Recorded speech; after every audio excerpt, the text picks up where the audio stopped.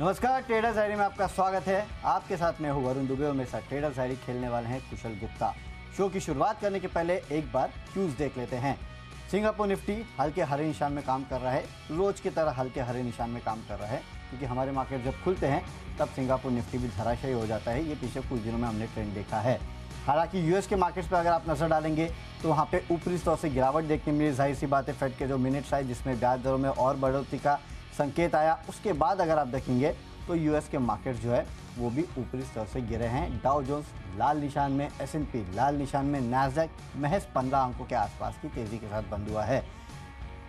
Asian markets अगर आप वहाँ देखेंगे तो आपको थोड़े बहुत मिक्स व्यूज देखने मिलेंगे। जापान तो बंद है, लेकिन सुबह सुबह जो खबर आई कि चाइना में अर्थक्वेक की खबरें आई थी, राइट, आई मीन अगर उसका कोई इम्पैक्ट होता है मार्केट पे तो वो भी देखना होगा। हालांकि अभी तक पुष्टि नहीं हुई शायद, मेरे ख्याल से इनिशियल खबरें आई है, तो देखते हैं उसका कितना इम्पैक्ट होता है। लेकिन अभी तक बाकी एशियन मार्केट जो है वो हरे निशान में है। हमारे लिए आज बाकी ट्रिगर्स के साथ बड़ा ट्रिगर ये है कि हमारे आरबीआई के एमपीसी मिनट्स आए हैं। हालांकि वो इतने डराने वाले नहीं हैं, लेकिन साथ ही साथ आज एक्सपायरी है, तो उसके चलते हो सकता है कि आपको सेकेंड हाफ में शॉर्ट कवरिंग देखने मिले। इसके लिए कुशल इक्का दुक्का ही मेरे पास सेल आइडियाज़ है, बाकी सेकेंड हाफ में मैं ज़्यादा बेट कर रहा हूँ। इसके लिए काफ़ी सारे बाय आइडियाज़ मेरे अपने टीम में लिए हैं। चलिए, तो बाय आइडियाज़ आपने अपनी टीम में लिए हैं, तो देखना होगा कि यहाँ पर किस तरह का रुझान हमें देखने को मिलता है। बट लार्जली जिस तरह का सेटअप बना हुआ है, फेड की मिनट्स जारी होने के बाद जो 10 साल की ट्रेजरी यील्ड है वो भी दिन के ऊपरी स्तरों पर जाकर बंद होती हुई नजर आई थी। यानी कि वहाँ पर कहीं ना कहीं एक चिंता या जो डर है वो बना हुआ है जितने भी आप फेड में जो डिसीजन लेने वाले लोग हैं उनकी तरफ से। बट देख, एक्चुअली कहीं ना कहीं कल के सत्र में जिस तरह की गिरावट आई है, आज का सेटअप यही दिखा रहा है कि थोड़ी सी पॉजिटिविटी रह सकती है, पर उसके बाद क्या होने वाला है ये देखना काफ़ी कंसर्निंग रहेगा। तो चलिए इसी के साथ पारी की शुरुआत कर लेते हैं। कौन से स्टॉक हमने चुने हैं? सबसे पहले कैश कैटेगरी में वरुण आप ये बताएं। एचजे इंफ्रा, यहाँ पे आपको खरीदारी करना है 750 के लेवल के लिए। 705 का आपको स्टॉप लॉस भी रखना है। हिमाचल प्रदेश के बिलासपुर जिले में इस कंपनी को एक प्रोजेक्ट के लिए L1 बिडर जो है ये घोषित हुए हैं। आरवीएनएल की तरफ से इनको ये जो प्रोजेक्ट है वो मिला है। प्रोजेक्ट की अनुमानित लागत जो है करीब 535 करोड़ के आसपास की है। 30 महीने में इसको पूरा करना है, तो इसके चलते आज एचजी इंफ्रा जो है उसमें आपको थोड़ी बहुत तेज़ी देखने मिल सकती है। 750 के लेवल पर खरीदारी करना है। 705 का रखिएगा स्टॉप लॉस।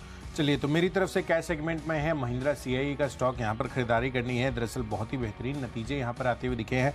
आय करीबन 35%, एबिटा लेवल पर 63% की ग्रोथ है और मार्जिन 10.8% से बढ़कर 13% पर आते हुए दिख रहे हैं। हालांकि मुनाफे के लिहाज से एक एक्सेप्शनल आइटम है कंपनी का, पर अगर आप कंटिन्यूइंग ऑपरेशन से मुनाफा देखेंगे तो वहाँ पर भी 77 करोड़ से बढ़कर 195 करोड़ रुपये का आंकड़ा आता हुआ दिखा है। तो हर एक पैरामीटर कंपनी का अच्छा प्रदर्शन। 396 के टारगेट के लिए यहाँ पर खरीदारी करनी है। 380 रुपये निचले स्तरों पर आपको स्टॉप लॉस भी लगाकर चलना है। चलिए बढ़ते हैं अपनी डेरिवेटिव स्पेस की कैटेगरी तरफ, और यहाँ पर मैंने स्टॉक चुना है short covering candidate Alkem labs का। काफ़ी दिनों से फार्मा स्पेस पे नज़र नहीं है बाजार की, और अगर आप देखें तो कल के गिरते बाजारों में भी अच्छा खासा एक्शन अल्केम लैब्स में देखने को मिला। चाहे आप कह सकते हैं कि यहाँ पर एक्शन ना भी हुआ हो, तब भी स्टेबिलिटी के साथ पूरे दिन भर ये काउंटर कारोबार करता हुआ दिख रहा था। अच्छी वॉल्यूम्स भी वहाँ पर देखने को मिली थी। तो मुझे लग रहा है कि यहाँ पर मंथली एक्सपायरी के समय या और फर्दर शॉर्ट कवरिंग का कैंडिडेट ये बनता हुआ दिख सकता है। तो 3400 रुपये के लक्ष्य के लिए यहाँ पर खरीदारी करनी है। 3250 रुपये आपका स्टॉप लॉस बनेगा। चलिए, मेरी तरफ से फ्यूचर का कॉल है एशियन पेंट्स, खरीदारी करके चलेगा 2870 के लेवल के लिए। 2785 का आपको स्टॉप लॉस रखना है। कच्चे तेल में जिस तरह से गिरावट हो रही है उसका थोड़ा बहुत सेंटिमेंटल इम्पैक्ट जो है आपको एशियन पेंट्स पे शायद आज देखने मिल सकता है। इसके लिए खरीदारी की सलाह दे रहा हूँ। वैसे तो पिछले कुछ दिनों में हमने देखा है कि कच्चे तेल में गिरावट होती है, उसके बाद भी पेंट स्टॉक रिएक्ट नहीं कर रहे थे। जाहिर सी बात है, कच्चा तेल गिर रहा है, लेकिन डॉलर जो है, रुपया जो है वो भी लगातार गिर रहा है, डॉलर मजबूत हो रहा है, और ये काफ़ी हद तक अपने जो रॉ मटेरियल है उसको इंपोर्ट करते हैं। इसके लिए शायद इम्पैक्ट देखने नहीं मिला, लेकिन जिस तरह से अब कच्चा तेल गिरा है, सेंटिमेंटल इम्पैक्ट जो है ट्रेडिंग के लिहाज से आज बन सकता है। इसके लिए आप फ्यूचर में खरीदारी करके चल सकते हैं। याद रखिएगा, फ्यूचर और ऑप्शन जो भी कॉल में दे रहा हूँ वो मार्च के कॉल्स है, फेब के नहीं। अब अगला कैटेगरी ऑप्शंस की है, और टाटा मोटर्स का 425 का पुट ऑप्शन आपको खरीदना है। 15 रुपये के लक्ष्य के लिए 10 रुपये का स्टॉप लॉस रखेगा। ये भी मार्च का ऑप्शन है। बेसिकली मुंबई में बेस्ट का जो फैसला आया है कि टाटा की जो CNG 400 बसें हैं उसको इन्होंने उसकी सेवाएं जो है वो रोक दी है। ये एक बहुत बड़ा टाटा के ऊपर कहीं ना कहीं एक रेपुटेशन के ऊपर ज़्यादा बड़ा इम्पैक्ट होता है। 400 बसें तो जो है वो टाटा के लिए बहुत बड़ा ऑर्डर नहीं है, लेकिन रेपुटेशनल इम्पैक्ट जो है वो टाटा के लिए काफ़ी बड़ा है। मुझे लगता है कि आज टाटा मोटर जो है वो थोड़ा बहुत प्रेशर में रह सकता है। 425 का आपको पुट ऑप्शन खरीदना है 15 रुपये के लक्ष्य के लिए, 10 रुपये के आसपास का रखिएगा स्टॉप लॉस। बिल्कुल, तो चलिए टाटा मोटर्स के लिए जो खबर आती हुई दिख रही है वो काफ़ी नेगेटिव लग रही है और खासकर इनका जो बस डिवीजन है वहाँ पर आपको थोड़ा सा दबाव देखने को मिल सकता है। चलिए मेरे तरफ से है ऑप्शंस कैटेगरी में पिडिलाइट का काउंटर, इसके भी मार्च ऑप्शंस में आपको खरीदारी कर चलनी है। जो कॉल ऑप्शन है 62 रुपीज़ पर उपलब्ध है, 2300 रुपये का। खरीदारी इसीलिए करनी है जैसे कि एशियन पेंट्स में तर्क वरुण ने बताया कि कच्चे तेल में गिरावट है, तो यहाँ पर भी इसके भी क्रूड डेरिवेटिव का ये इस्तेमाल करते हैं अपने प्रोडक्ट्स में, तो कहीं ना कहीं पिडिलाइट भी आज फोकस में रह सकता है। 90 रुपये के टारगेट के लिए यहाँ पर खरीदारी करनी है, 45 रुपये आपका यहाँ पर स्टॉप लॉस बनेगा। तो चलिए पहली 3 कैटेगरीज जो है हमने कैश, फ्यूचर्स और ऑप्शंस की तो पूरी कर ली है। चलते अगली कैटेगरी टेक्निकल कैटेगरी, कुशल बताइए।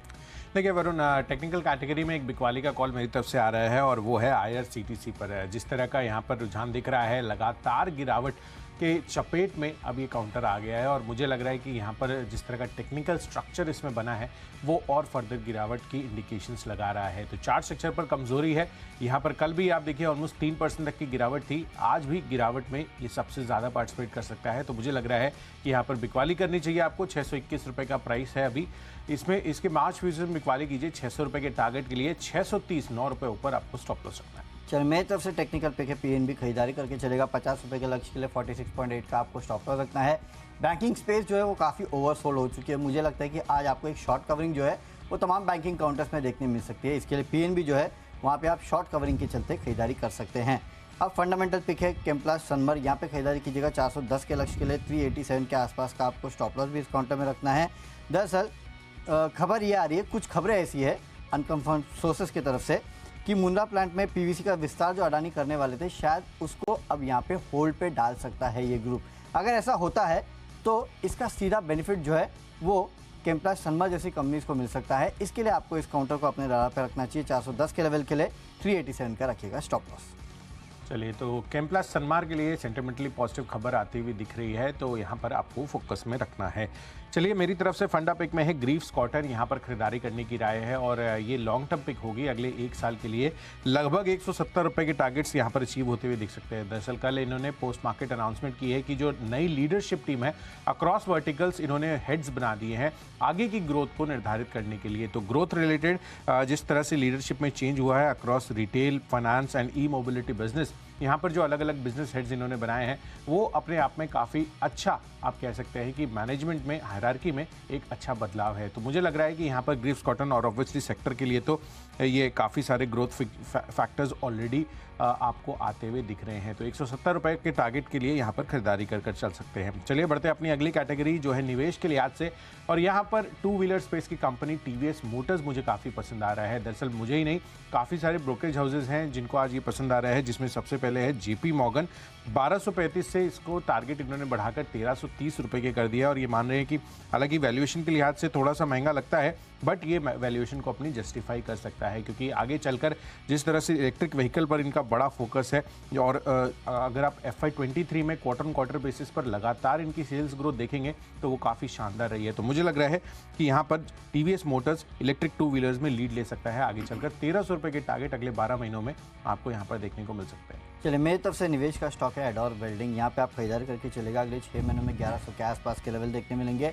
आपने काफ़ी वक्त हमारे चैनल पे जो एक्सपर्ट्स हैं उनको भी एडोर वेल्डिंग देते हुए देखा है। मुझे लगता है कि इन लेवल्स पे काफ़ी अट्रैक्टिव है।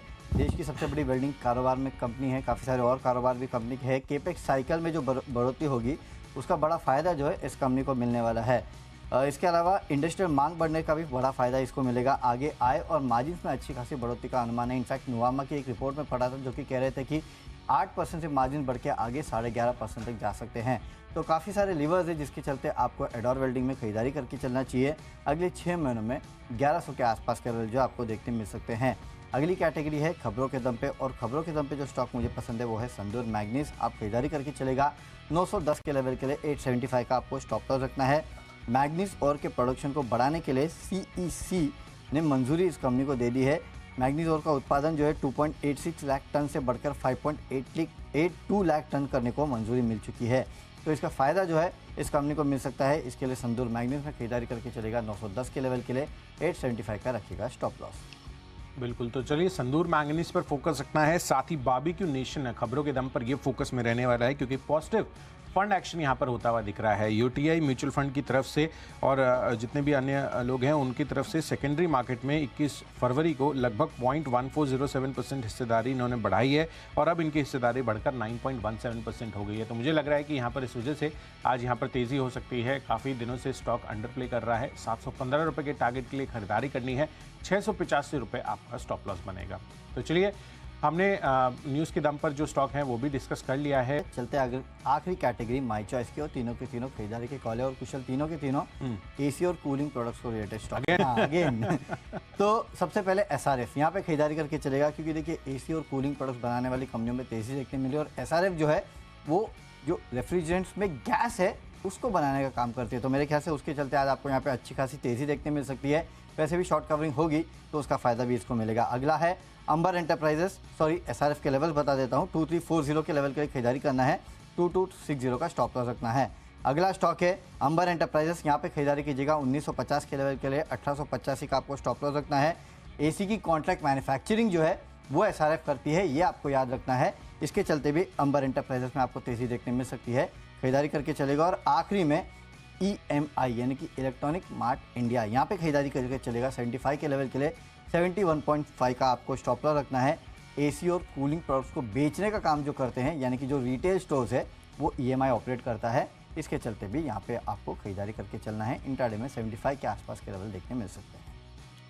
चलिए, तो EMI यहाँ पर आपको फोकस रखना है। जिस तरह से यहाँ पर फंडामेंटल फैक्टर वरुण बता रहे हैं, अच्छी तेज़ी बन सकती है।